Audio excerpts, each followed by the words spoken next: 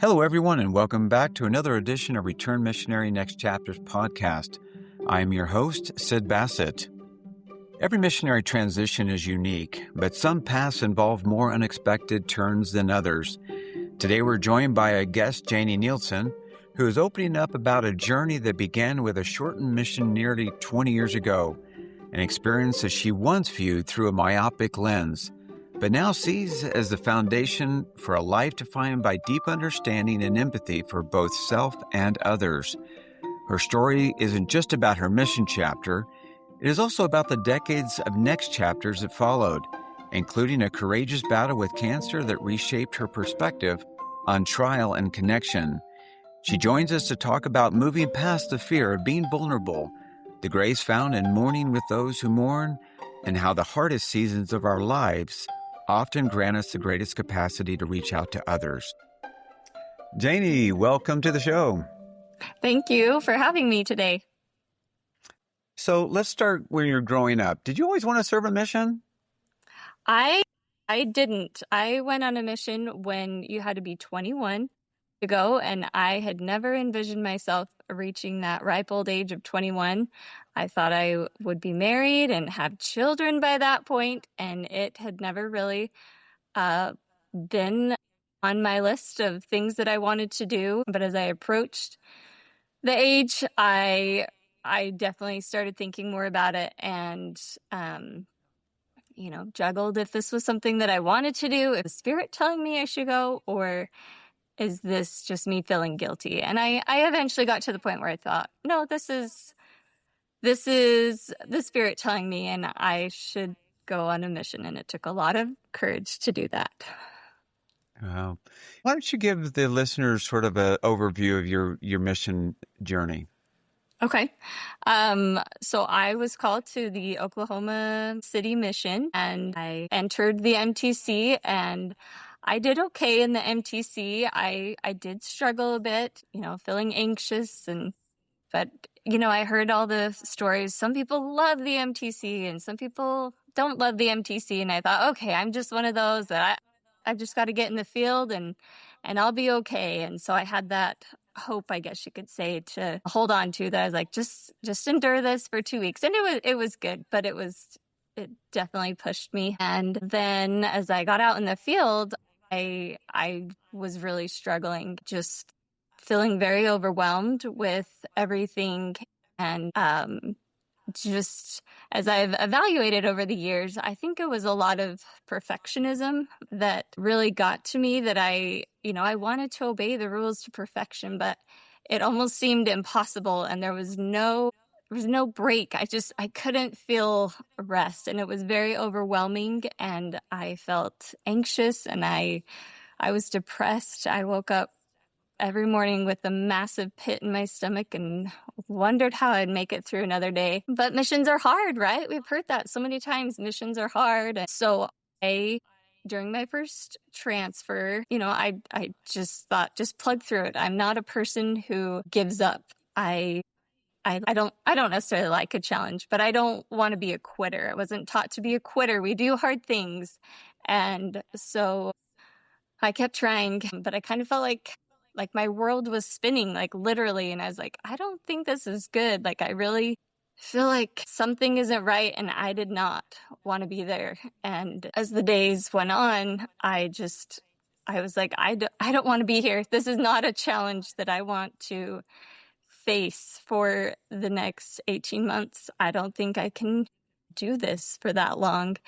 And I didn't really want to. And that's where I knew, like, I'm usually one, like I said, that can take on a challenge and conquer it. And I didn't want to. And I feel like I was filling my mind with all kinds of negative thoughts and thinking, Heavenly Father's not going to love me. He's going to curse me if I go home early. I won't get married and have a family, or this will happen to that. I just made up all these lies. But I didn't care. I just wanted to go home. And so I told my mission president, and I actually, in the course of my 2-month mission, besides your MTC president, I had 2 mission presidents. I was out right during that change.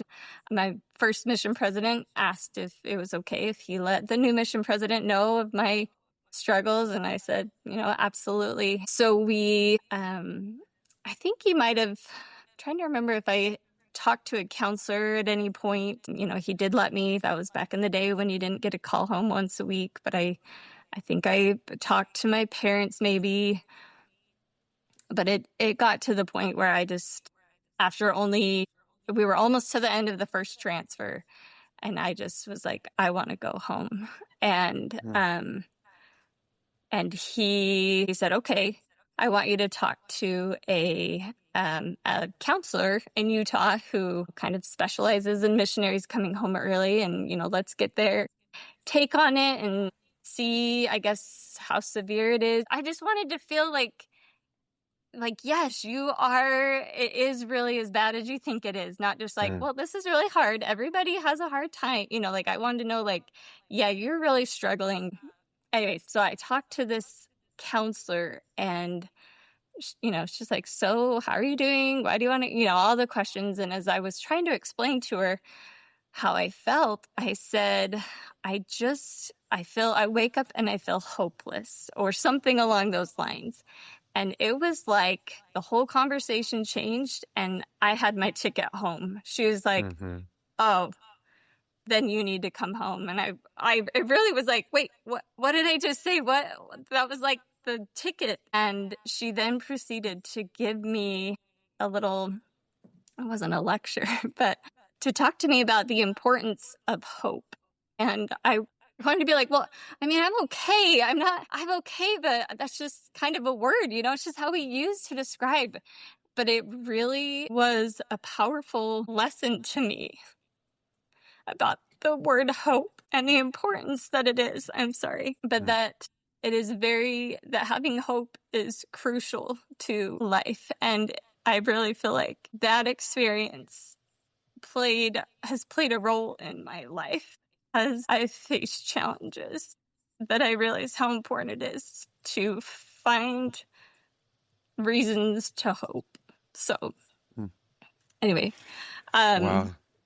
yeah, I came home and, coming home then I'm like, oh, did I make the right decision? Now I have to, while I was on a mission, I thought I don't care what I have to face. I don't care what criticism, I will take whatever. And then you get home and then suddenly you're like, now I feel like I've failed. Like I was doing so good at life. I feel like on my life report card, I was choosing the right and I was making good choices. And suddenly I had this big fail next to my name, next to mission. And that was really hard because like I said, I guess I'm a perfectionist and I want to do everything just right. And so to have something like that was really hard and it's very lonely. And even though it was really neat to see the support that people gave and that, how many people came out and said, oh, I struggle with depression or anxiety, and kind of hearing people's stories that you think, okay, I guess I'm okay. But it's very lonely. There's just kind of that shock, like, oh, they came home early from their mission and you're like, now I'm the one that's causing that shock. And so it was really hard. Wow.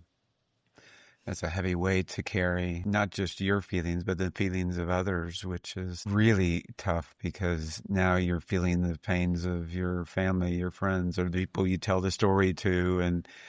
And perfectionism or not, that's a burden that people don't and shouldn't carry. But it sounds like that was your burden to carry. And, gosh, you telling that story, it triggered things inside of me, of our missionaries. And I think to myself, how did you go that long? How did you make it, that transfer? That was really a difficult few weeks of your life, and you were taking it on every single day. How did you make it each day? I think my desire to want to make it work, my hope, I guess I didn't realize at the time that it was the hope, that I just thought, just get in it. Like, you got to get in the groove. This is hard. This is a new experience. And I wanted to make it work for a little while until I was like, no, I'm done. But I didn't want to be that person that came home early because of anxiety and I had always thought, oh, they just weren't tough enough. And here it was, and it was me. And So it's very humbling. Well, it's interesting. First off, the word hope, it sits in between faith and charity, right? And there's a lot of analogies to hope and what that means in one's life. And no doubt the words, I'm losing hope or I have no hope to a therapist is going to trigger a Yes. thought of, uh-oh, we need to get some Yes. help pretty quick. So yeah, that is the ticket for any of you Yes. pre-missionaries out there. As a mission leader, you start hearing things like that. And yeah, so, but no, it just, I hope just to sit in that space for a minute. I mean, you were incredibly brave and no doubt, it had reverberations through your life after that, because going through something that difficult and then getting to the point where it's like, I don't care what people think. I don't care about perception. I don't care about what I know right now. I'm not well. I'm not well and I need to feel well again. And so you made that very hard, very difficult decision to say, it's time. And so just, if you don't mind carrying that on just a little bit. So you made the decision to go home. You'd mentioned that then once you're home, you mentioned about getting a grade. It's funny how our growing up years are laced with grades, because we get that report card and we're always asked, how are your grades? And I got an A or Ah, I got a C or some horrible thing. And then it just defines who we are. And yet there's no way God looks at us that way and gives us those grades, because you got an A+ for your bravery and you're enduring probably longer than you you, you should have in that sense, because you just fought through it, because yeah, you grew up thinking I do hard things. right. I'm not a quitter. I keep going. Thank you for Yeah. sharing that, Janey. I know that others will appreciate their own personal journey kind of goes and cross stitches through what you just said. So thank you for that. Yeah. Now, it is interesting because coming from that and you came home, to some, it might be a reason to avoid going to church again, because they just feel pain or they feel the possibility of having to explain the story again and having to go through Mhm. that triggering feeling again. What was that? I mean, I personally start thinking maybe I wouldn't go back to church for a while or step away for a while, because just to step away from the pain and the memory. Right. Yeah, it definitely is. It definitely was a hard one that you do just kind of want to disassociate yourself from life. I mean, I feel like as I came home, I now was happier because I was not in a place that I didn't want to be. But my parents were wonderful and very patient and encouraging, like, no, we're gonna, keep going. You can do this. My mom and I would go once a week I went and met with a counselor once who, specialized in missionaries coming home early. And I met with him once and it was good. But then they did like weekly group therapy sessions for missionaries that came home. And then at the same time, they also had a counselor in another room for parents of missionaries who came home early. And so my mom and I did that for probably 2 or 3 months. We went to several sessions and it was very uplifting, and they just shared thoughts and had some excellent talks, church talks that just talked about all kinds of things. But it was really interesting to hear of other missionaries who came home early, and uh, I felt very blessed to have I don't know if it's the energy, the motivation to keep going, because there were missionaries in there who I'm happy they were at least there at the group therapy session, but it sounded like they kind of shut life out and they stayed at home all day and they didn't do anything. I couldn't imagine, and it made me so sad for them. And I was really grateful because soon after coming home, I had reached out to an old employer. I had worked at a little cookie shop in Provo just as a cashier, and I reached out to him just seeing what he had available. And he said, "Hey, I'm actually opening a new store closer to Salt Lake. Would you like to come and be the baker?" And I thought, well, sure. Why not? And it was just such a tender mercy. And that year following, I worked there full time, and it was I grew a lot. I gained confidence, and it was a time of healing. Um, I knew that the further I distanced myself from coming home early from a mission, the easier it would obviously become. Right now, it's not really a big deal to tell people I came home early from a mission. But at that time, as you're talking about what you've done with your life and where you're at, that was definitely a big thing. And so I just knew the further out I got, I would feel better. And so as that year passed, I definitely, felt peace and felt like this was maybe where Heavenly Father wanted me to be right now, was learning these skills. As weird as that might be, that was where I was supposed to be. So that takes a lot of courage, the bravery of coming home early, and then the courage to endure the next chapters is huge. And it's wonderful that you had some familiarity with your boss and the baking and going back into something that sort of got you occupied.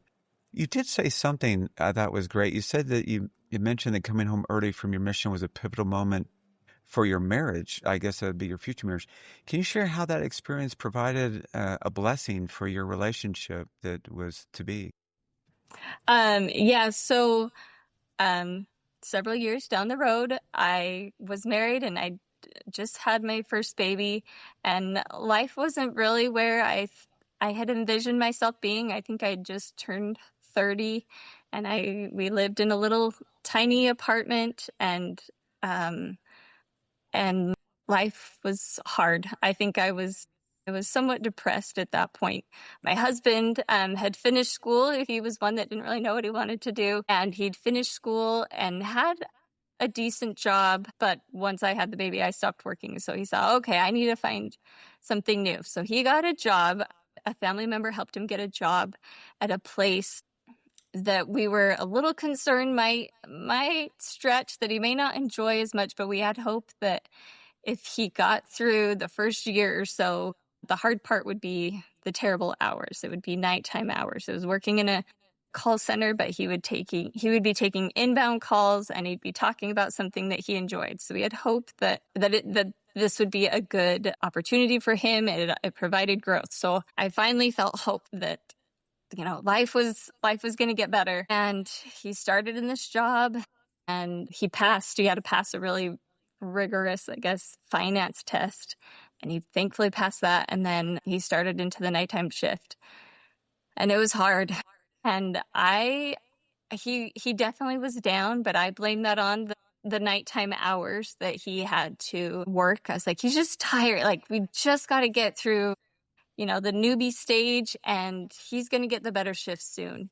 And he would come home and be like, I really don't like my job. I just really don't like it. And I'd be like, no, you can do it. Like, just keep pushing on. We you can do hard this. things. We can do it. Exactly. And that was my mindset. Like, just push through. Like, we can do this. And anyway, he's did what he saw a counselor. He really tried to make it work. And he came home one day and said, I talked to my manager, and they were very understanding, and he'd been working with his manager, and he just said, I quit. And there was no plan ahead. There was I was just like, what are we going to do? And anyway, I remember being so sad and angry and mad. And then I remembered, I have been there. I have been in a situation that I needed to get out of. And so in that way, I could really empathize with him and be like, okay. And things did open up. Life moved forward, and everything was okay. But I was grateful to, I've had an experience where I could truly relate and understand what he was going through. And I really feel like it helped. It blessed our marriage. That's absolutely beautiful. I feel that Heavenly Father, just in the guiding of our lives, He has a role in helping us learn things before we need to know them. Yeah, it sounds definitely. like you had been through that, and you were there for Him. But as we fast forward in your life, it's not to say it just gets easy and becomes a fairy tale ending, right? So you found out you had cancer in your life. Do you mind talking about that journey and chapter? Yeah, so um I was in my mid 30s. I just turned 37 and I had three young kids and I found a lump and went in to get it checked and it was cancer. And I don't have a strong family history of breast cancer, and I was young and it was just a total shock.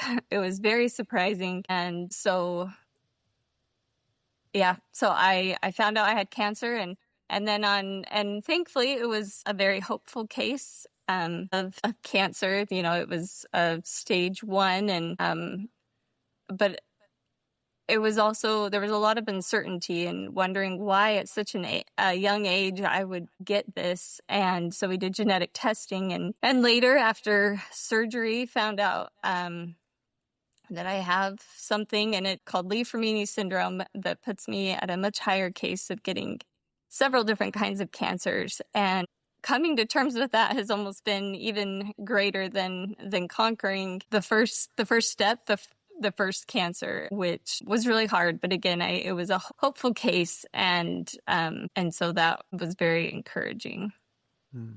Oh, the hits just keep on coming sometimes in life, huh? They do, You're yes, wondering what you're prepared for, what you're preparing for now for what comes later. yes. So I'm going to ask you a question. Hopefully I can get this out right. But for someone who might be shying away from a friend going through hard times, right? Because we have friends and associations that people going through, because if you don't know what to say to them, you know, I'm sure that there are a lot of people who weren't sure, just like me. I didn't know what to say to you about that situation. So what advice would you give to somebody who's going through something really hard, whether it's the returning home from your mission, it's cancer, or it's the loss of a child, it's something really, really hard? How do you approach that with someone? I think this is such a good question because it's really interesting to be on the other side of it. You know, so often we see the person and it's almost like we're kind of afraid. Like we think I don't want to bother them. You know, we don't want to bother them. And on the flip side, they're still the same person and they're just as scared as, I mean, they're scared for other reasons than you, but they are the same person. And that was a really interesting thing to experience because I was like, I'm still me.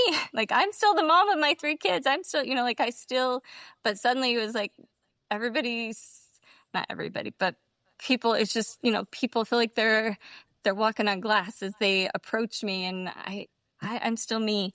So I guess my biggest thing that I would say is reach out, reach out in some way. And I guess first up, you have to remember that everybody is different. Everybody appreciates different things. I was listening to another podcast and the woman had a child who, you know, had a major sickness and she was asked the same question, you know, what did you appreciate that people did? And she said something that people would say to her that people said to me when I had my cancer. And I was like, that it didn't bother me, but it like really bothered this woman. She did not like that. And I thought that is a really good lesson to remember on both sides that, you know, as people are saying things to you, they don't know what to say. So they mean well and you just need to take it.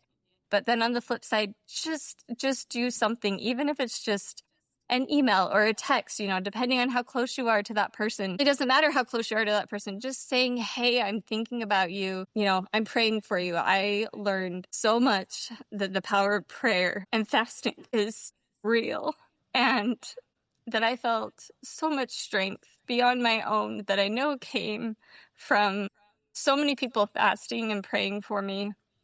And it was very humbling, but it blessed me. And so I think that even just telling somebody, hey, I'm praying for you, that is amazing. You know, if you want to go take a plate of cookies or something, you know, do it. That's a great thing too. But just to be there as a support for them is wonderful. Can I share a quick experience?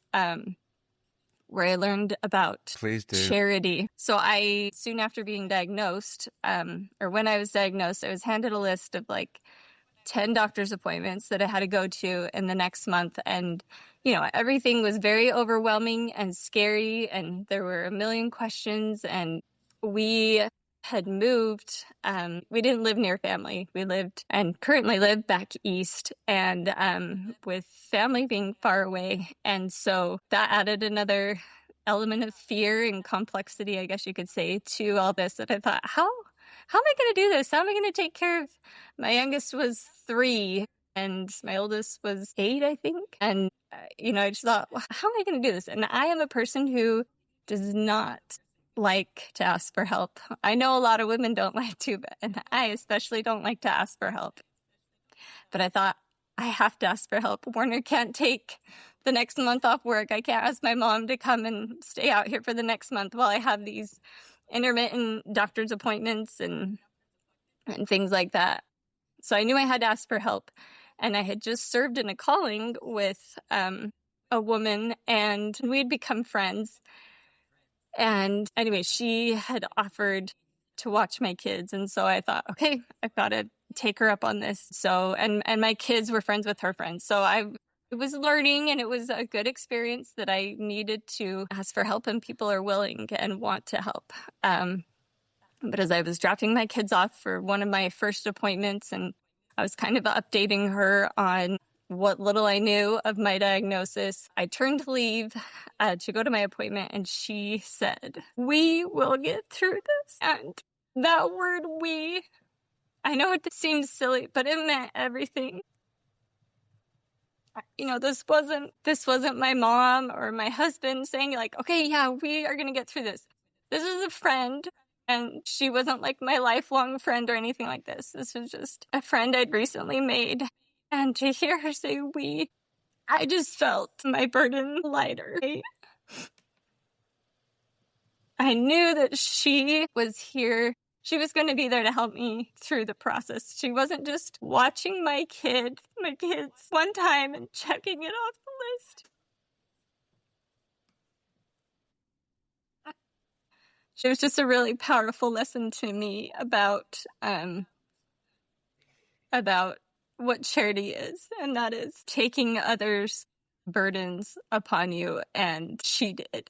And I was so grateful. So I guess in answering your question, reaching out and seeing, we don't always know how we can help somebody, but just knowing that they know that I am here for them, I think makes a world of difference. And that if you're somebody who has said, I'm here for you, if they need help, hopefully they will ask. So, wow, thank you for sharing that. It's really emotional myself over here. Sorry. I remember, we, Stephanie and I have taken our family all over the world, and we never lived near family, and it was always hard. And I remember a conference talk from Elder Packer who said that his daughter had moved away from home, and the Ward family took away the Ward and became their family. And that, feeling family close to you when you're so far away from your immediate family is a glimpse into what Heavenly Father's family looks like, in my opinion. And,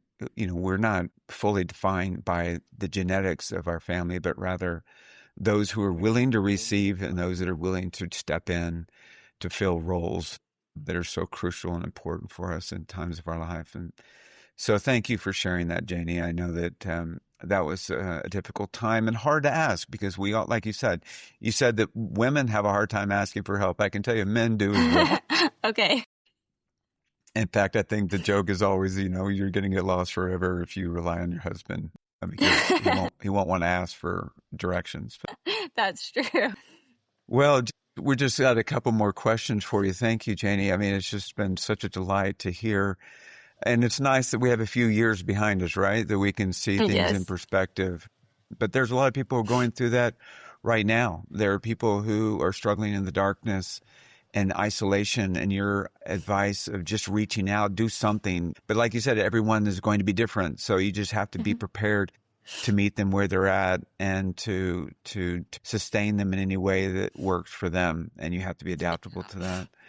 Can I add one more One more quick thing on that is don't expect a response when reaching out, because I used to be a person that I was like, like I wanted to prepare the most perfect, well thought out thing, which I still try to think that through. But then I would expect some sort of response from them.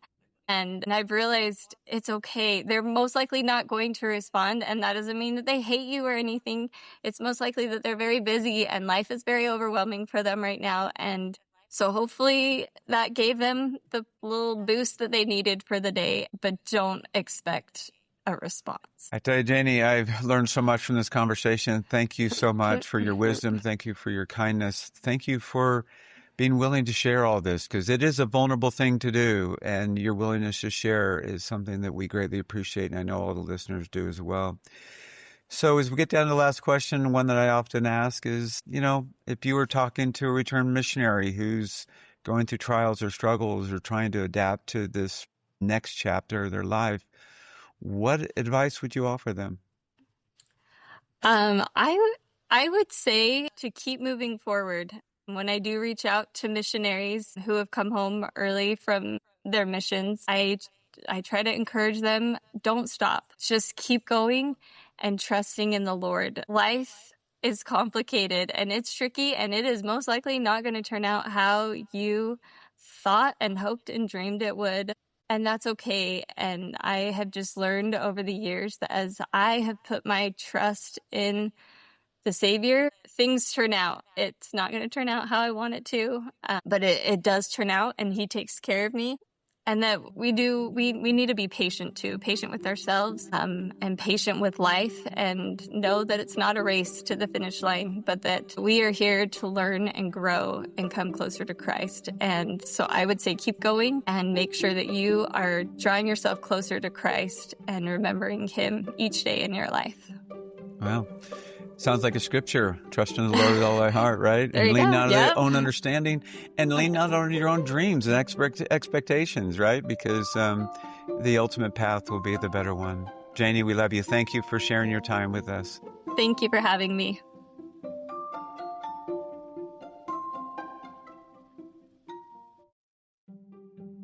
We hope you enjoyed today's program. It is our sincere hope that you gain insights from these lived experiences of disciples of Jesus Christ as you navigate your next chapters in life. We look forward to having you join us each week for the unfolding chapters of our guest. Remember to follow us on Instagram at rmnextchapters. Also, you can visit us on our website at rmnextchapters.com, where you can listen to each podcast or link to your favorite podcasting platform. As always, if you have any thoughts or feedback, we'd love to hear it. Please send it to rmnextchapters@gmail.com. See you soon.